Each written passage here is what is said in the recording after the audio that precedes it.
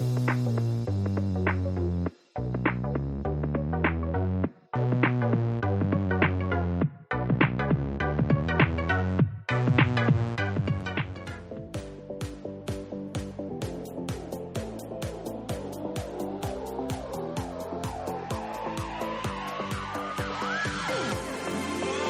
welcome everybody to another episode of Chris and Dave's Reality Cast. I'm one of your hosts, Chris Phelps, and my co-host and very good friend is Mr. Dave Horrocks. Hey there, Chris. Here we are again, episode 21. It almost feels like the final furlong. We're almost there. Now, Chris, before I ask you where do you want to start today, we've had a voicemail. And I actually got this. I was doing a bit of investigation work. So I was actually, yesterday I was trying to just make sure that when the pubs opened, that everyone was being responsible and socially distancing appropriately. So I had to visit several pubs just to make sure they were all adhering to the rules. And I actually got this voicemail through at the time. And it took me back a bit. Before we go ahead, into tonight's episode, I think we should hear this one. Hi boys, this is Joe. I just wanted to pop on here because I've not been able to get on the actual podcast yet, but you definitely need a blooming woman to tell you what's going on. So, the Taylor and Grant situation, where I shouted at your podcast when you said, I just don't know what Grant's done wrong. I don't know what he's done wrong. Poor Grant. Poor bloody Grant. Are you having a laugh? So, let me fill you in.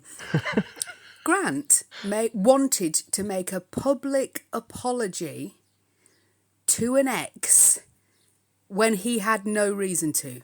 He wanted to stand there and say, I want world peace, and I'm so sorry, poor little Cassidy. You've done nothing wrong. It was my fault. I want to take blame for all of this. Bullshit. Yes, you did something wrong initially, Grant. Yes, you did. And you've apologised to it and you've moved on. And all you've done since is be in love. That's all I can see. But your current girlfriend, Taylor, does not need to hear you publicly apologising when you're not the one who needs to apologise to. You're going to stand there and be all over, how amazing, I'm so sorry, Cassidy, you're amazing. Fuck off. No, you're not. Cassidy is a snake. Cassidy knows exactly what she's doing, and hopefully Australia gets rid of her and it comes to bite her on the arse. Because I'm so angry I can't even get my words out, you two boys. Grant did not do anything wrong. He did not need to apologise. And if you are the current girlfriend, to hear your boyfriend stand up and be all gooey about how, oh, I'm so sorry, to an ex in front of you, when you don't need to apologise, she's the one who needs to apologise. Cassidy needed to apologise. Yes, she made great TV. I give her that. Yes, she played the game. I give her that. But she went out of her way to try and split Grant and Taylor up. She went out of her way to be a bitch. Why is he then going to be the one to apologise? Oh my God. Dave, I'm scared. So, you know what, Chris? Part of me thinks that is the best voicemail we've ever had. So, of course, that was Joe from I Secretly Recorded My Boyfriend. Hopefully, we can make schedules work and we'll get Joe on. So, part of me thinks how great it was. But honestly, I felt a bit. You remember the end of Blair Witch Project, where the guy's facing the wall and sort of staring at his shoes, like feeling like a little naughty told off schoolboy. That was kind of me at the pub, and I'm like, oh. I am really scared of Joe now coming on, Dave. I know. You know what, though, Dave? That's a proper roasting, that, isn't it? I'll tell you what, though, Dave, I'll be honest with you. You know what I think of at the end of that when Joe's done it? You know the bit in Friends where Chandler goes, I knew it! Well, for me, this absolutely justifies my way of thinking towards Cassidy. I don't know about yourself. It's nice to hear someone else's perspective. I don't know, like, obviously I'm sat with Sam and we can sort of sway each other when you watch it. It's my wife, isn't she? You know, so obviously she might just agree with me to shut me up when we're watching these sort of things, or vice versa. But it's nice that Joe's come on and been so passionate, Dave. And I think she's right. Cassidy's just been absolute farce these last couple of episodes. And like I said, don't let the fucking door in the back of the head. However, when Joe comes on, Dave, we're just going to let her have the floor, I think. drop the fucking mic. You know what, Joe? Joe, fucking hell. Joe, no, Sorry, my mind was racing. You're sacked, so we're going to get Joe on. So, no, of course not.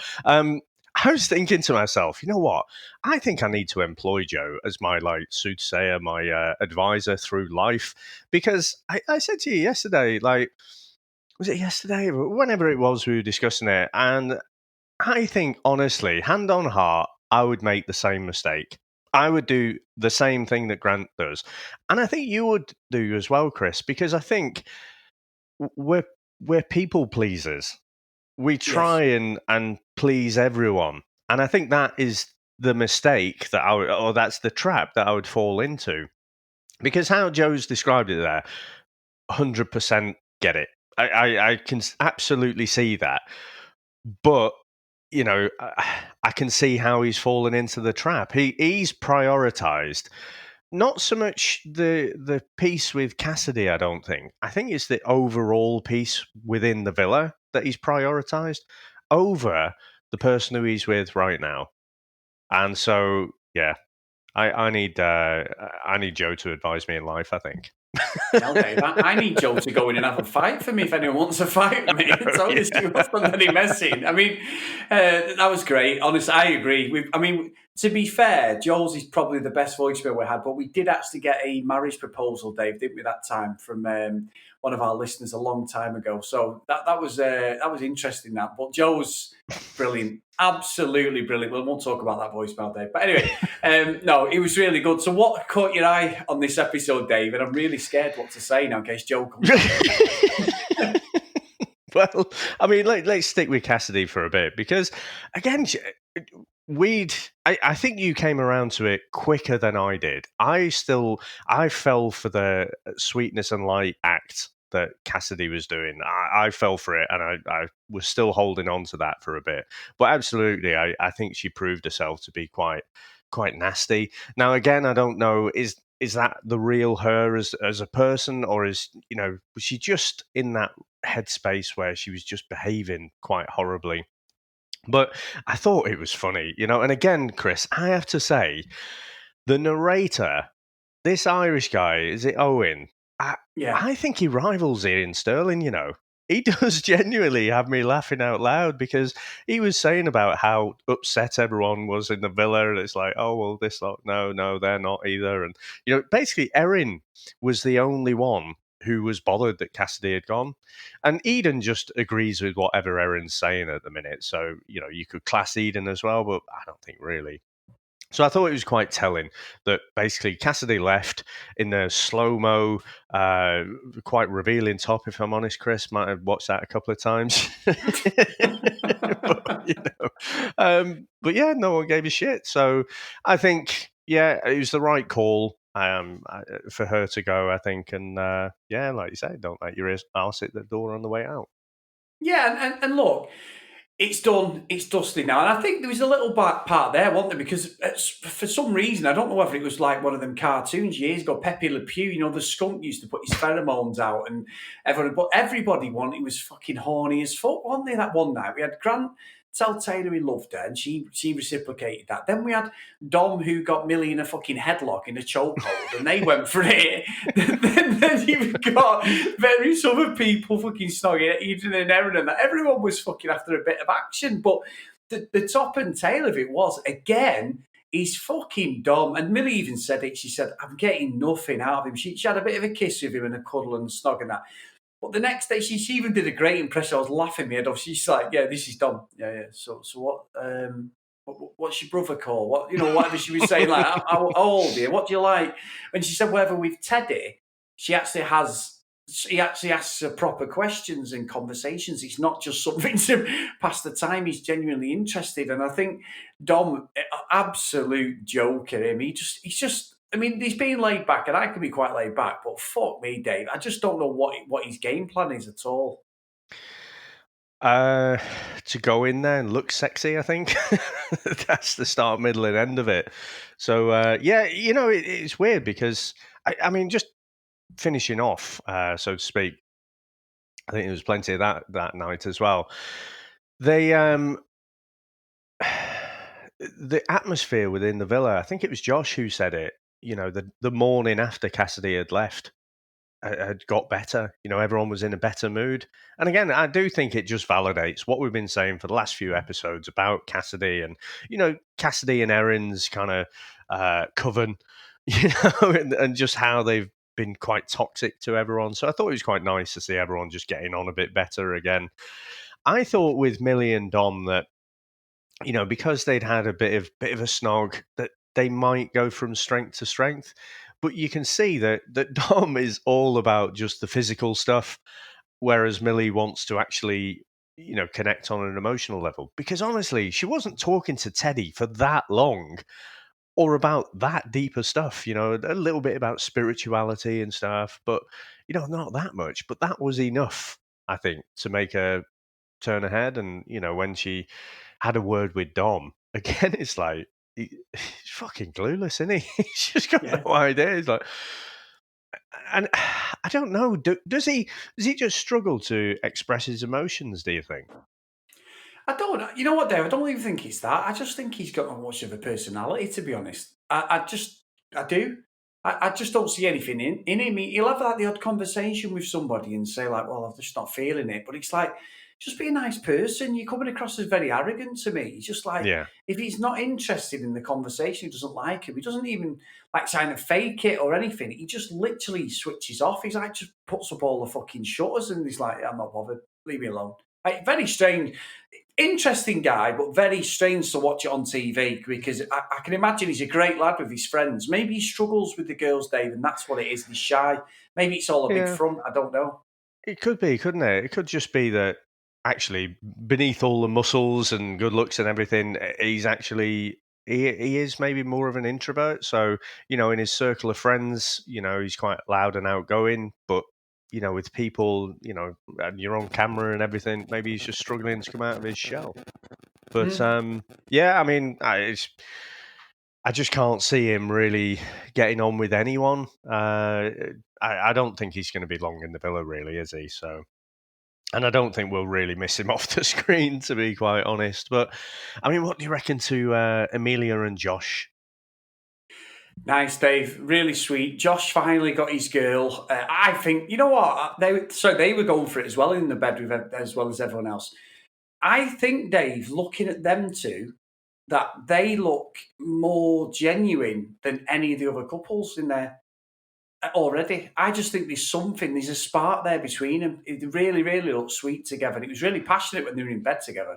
Yeah, I mean, I'm not fucking falling for this anymore, because the way these couples couple up and then they fucking break up straight away. It's just I'm not bought in on one episode of it. I actually thought he'd fucked it up because they were talking about the kiss, and then I thought Josh was talking about it. He was talking about the kiss and wanting to do it again, but he was talking about it for just a bit too long. And then she's like, well, not now, it just became a bit awkward. But then, they did kiss quite a bit later and then they made up for lost time, didn't they? I think she's a pretty girl, Dave, and they actually look sweet together. It looks like there's something there. Eden and Erin again. Erin seemed to be a little bit better today. I know she was a bit thingy at first with Cassidy, but she was laughing with Taylor and that when she said about Grant had said she loved her and all that. And I'm hoping that Erin moves away from all that because she needs to develop herself and not stop getting. I don't think she's not going to start getting involved in shit, but I do think there could be a nice relationship between her and Taylor. So I just thought that she comes out and her and Eden are absolutely sorted because for me, they are I'd probably say they're the dark horses at the moment to win the whole thing. That is a bold statement, that is. I don't know. I mean, you know what it reminds me of, Chris? And I can do this now because remember all those many moons ago when I was the Love Island cynic and I hadn't seen any of these things, and then I ended up being the biggest fucking fan. But I can actually talk about these previous seasons now. Josh reminds me a little bit like Anton in UK season 5. And he kept crashing and burning. I don't think Josh is quite as arrogant as what Anton was, but, in the way that he just seems, beneath all the bravado, he seems like quite a nice guy, hasn't had the best of luck. But, somewhere near the getting towards the end of the series, does actually partner up with someone. And so, he partnered up with Belle, didn't they, before that whole the fireworks and the arguments and stuff. But I think they made it to the last three, didn't they? So I think Josh and Amelia could go the distance. I don't think they'll win it though. And again, I just want to see them develop a little bit more when people couple up this quick, because that was Amelia's first date, wasn't it? It was Josh. Yeah. So she's kind of, she's just connected with him, not really been tested by anyone yet. So let's see with them too. But I did think, Chris, because when the guys went fishing, so we had Josh, Teddy, and Grant. I thought it was a bit rich, right, for Josh to start taking the piss out of Teddy about trying it on with all the fish in the sea. Admittedly, I thought it was a bit funny, right? But it's like, it felt to me like Josh has just literally copped off with someone. And then he's like, oh, look at Teddy, he's a fucking loser, isn't he? I just thought it was really off. Did you know? No, I didn't even notice it, but like you said it. Yeah, you're probably right. It's mad in it because you watch it for different things, and then you'll say something, or I'll say something like, "You know what? I didn't even fucking think of that." But yeah, I'd never even crossed my mind, to be honest. That's mad. But I mean, no, they had some good chats. Again, a little bit set up, a little bit produced, wasn't it? But I mean, that was when the guys were kind of egging Teddy on to say, like, look, if you're not feeling it with Francoise and you're feeling it with Millie, have that conversation with her. And again, Chris, I know Grant fucked up in that first week, but he gives some proper fucking decent advice as well, doesn't he? I think. He's saying to Teddy, like, you're not here for Francoise, you're not here for me, you're not here for anyone else other than yourself. So do what's right for you. I fair play to Grant. I think, even though I called him out with that whole fucking switcheroo when he first got together with Taylor, I thought it was a bit much, rubbing it in Cassidy's face at the time. But, history's sort of shone a different light on that one. But yeah, no, I just thought Josh has generally been like a really nice guy, but I thought that was a bit of a see you next Tuesday thing to say. But the guys are obviously shit at fishing, so they end up going to the supermarket, don't they, Chris, and trying to order El Pronos. Oh my god, that was like what happened with Anton, wasn't it? It was a proper fucking setup, wasn't it? It was. But they came back and it did look pretty tasty, to be fair. Anything else catch your eye, Chris, before we get onto the recoupling? No, nothing really, Dave. I think we've covered everything that had caught my interest. We did have, I don't know if it caught my interest, but we did have Jackson's striptease, didn't we? So, things were moving a little bit slowly with Shelby. So he decides to pull out all the stops. And I'm thinking, Chris, who is playing this fucking music? Who is playing that stripper's music? Well, I was thinking, is it coming through a tannoy or what is he dancing to? It was proper strange to me, Dave, because I was thinking exactly the same thing. Well, so Shelby, I'd have thought they'd have added it on in post, because the way it was playing, it didn't sound like, music that was blaring out from the side of the pool. But Shelby jumped, didn't she? So when the music started, it was like, bow, bow, proper fucking Magic Mike stuff. And she jumped. So I'm thinking, right, again, it's just part of this setup, isn't it? They've got the fucking Love Island DJ or something there hiding in the back. So it irritated me a little bit on how set up it was. But, I have to say, Chris seemed to do the job with Shelby. She's like, right, fucking come here. Let me give you a sensual massage. And Amelia even said it. Exactly, Amelia said, oh, it's turning me on, that. So, yeah. Fair fucks to him, Dave. So what did you think about the recoupling then? Well, I mean, most of them were in the obvious bucket, weren't they?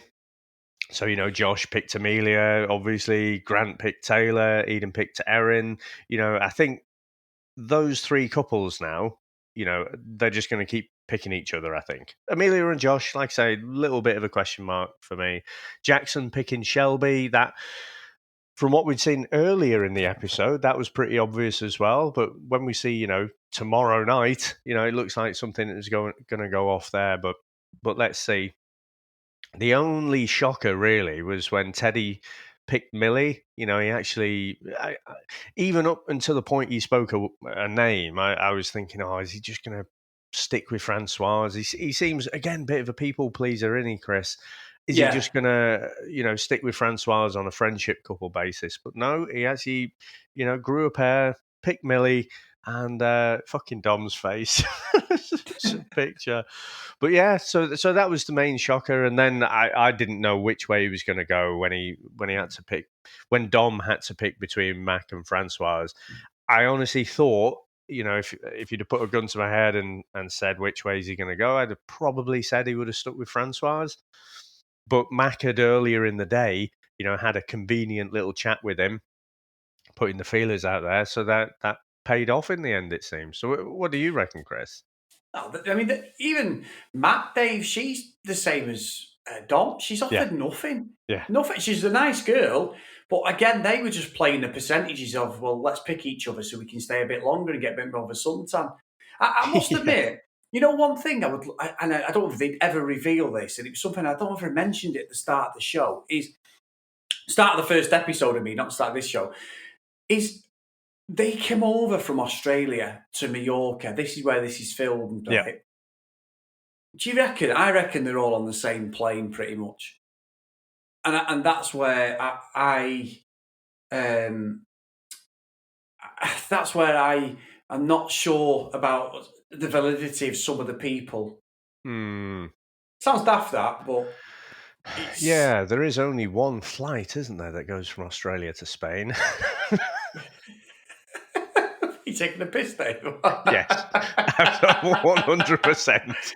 No, I mean, when they first came, the first episodes, like, because obviously they've all got to be there at a certain time, haven't they? So, yeah,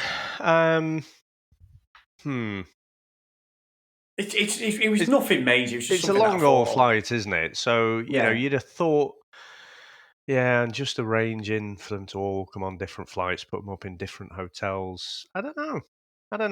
I'm just going to give it the benefit of the doubt at the minute. Just assume, even if they're on, one or two of them are on the same plane, that, they're not introduced to each other. I don't know. Sorry, I'm overthinking that. I know. It's just something that crossed my mind. But even, Chris, if it was from the UK to Mallorca, the logistics are still all the same, aren't they? Ideally, you'd fly them on the same plane. Yes. So everyone gets there at the same time. You put them up in the same hotel and stuff. So are you calling into question the whole Love Island experience? No. I'll be As a super fan, I wouldn't dream of it. It was just something that crossed my mind a few episodes ago. No, with it being the longer haul flight, it would make more sense, wouldn't it? But yeah. Anyway. Yeah, so... Yeah, nothing really much else. So, what do you reckon, though? So, we see it tomorrow night. Shelby's calling Jackson out. It seemed like finally fucking got somewhere with someone, and then she's calling him out for being a liar. So, any ideas? I haven't, to be honest. I don't remember either, Dave. I don't know. He has got that look of guilt, though, hasn't he? To say, oh shit, I've been rumbled. We've all been there. So. Like fucking me and you a few minutes ago with Joe's voicemail. Just, being told off face. yeah, that one. You can just see he's like, oh shit, what have we done now? Yeah. So, yeah, no, I don't know. And like I say, I don't remember it. So I'm looking forward to watching that tomorrow. Yeah, awesome, mate. So, if someone wants to get in touch with us or drop us an email as Joe has done, how would they do that? On Twitter or Instagram, guys, at cdrealitycast. If you want to drop us an email, cdrealitycast@gmail.com. And we do use Anchor for hosting our podcast, even though it's available on Apple, Google, everywhere else. If you do have the Anchor app and you do download it, then do exactly what Joe's just done and leave us a voicemail. We've read them out before. We've had Ed and various other people send them in, and we love listening to them. We'll always include them in the show, as long as you want them included. So there's another way to get hold of us if you don't want to be typing up an email or anything. Right, so Dave, great episode again, and we're in episode 22 now, so we're rocking, and we're going to be finished quite soon. I know. It's great, isn't it? It's fucking brilliant. Our life is going to be back to normal. I'm not getting fatigued like, normally at this point in the season, even though we haven't had a day off. I'm normally quite fatigued, but because it's been so interesting with, the whole Cassidy, Erin, Grant, Taylor whole thing, it's just been getting better and better, hasn't it? But I must admit, now that that's gone, I'm sort of like taking a breath, and it's like, I can see the end in sight. It's right there. I can almost touch it. It's still like 8 episodes, isn't it? But we'll be back. We'll be back live real soon. Bye now. See you tomorrow.